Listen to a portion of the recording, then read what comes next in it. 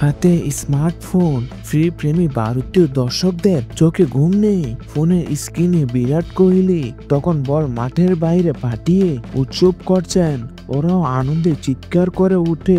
বছরের পর বছর ধরে এই দৃশ্যটা পরিচিত হয়ে উঠেছিল কোটি ক্রিকেট প্রেমীদের কাছে, কারণ আইপিএল দেখা যেত বিনামূল্যে।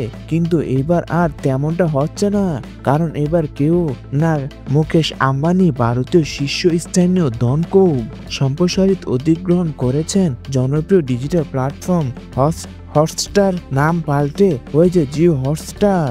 এতদিন ক্রিকেট ভক্তরা অভ্যস্ত ছিলেন বিনামূল্যে আইপিএল দেখার, কিন্তু সোমবার সকাল হঠাৎ করে সেই প্ল্যাটফর্ম থেকে এলো একটা ঘোষণা, এবার থেকে বিনামূল্যে আইপিএল দেখার দিন শেষ। খবরটা মুহূর্তে ছড়িয়ে পড়েছে সামাজিক যোগাযোগ মাধ্যমে। ক্ষোভ প্রকাশ করেছেন সাধারণ দর্শক থেকে শুরু করে ক্রিকেট ভক্তরা, বিশেষ করে ভারতীয় ছাত্র ও তরুণ সমাজ যারা এতদিন বিনামূল্যে আইপিএল উত্তেজনা ডুবে থাকতো। তাদের আর মনে এখন প্রশ্ন একটাই, তাহলে কি আইপিএল আর তাদের জন্য নয়?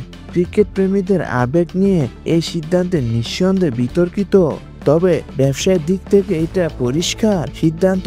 বাজার বিশ্লেষকদের মতে বিনামূল্যে আইপিএল সম্প্রচারে বিজ্ঞাপনের আয় থাকলেও অর্থনৈতিকভাবে সেটা লাভজনক ছিল না। আম্বানি জানেন মানুষ আইপিএল দেখতে বাধ্য, এই সুযোগে কাজে লাগিয়ে চাইছে জিও এই আইপিএল এর বিপুল ফ্যান পেজকে পুঁজি করে সাবস্ক্রিপশন মডেলে ভালো আয় করার লক্ষ্যে এগোচ্ছেন মুকেশ আম্বানি। অর্থাৎ এবার অর্থ না দিলে দর্শকদের ক্রিকেট থেকে দূরে মেনে নিতে হবে।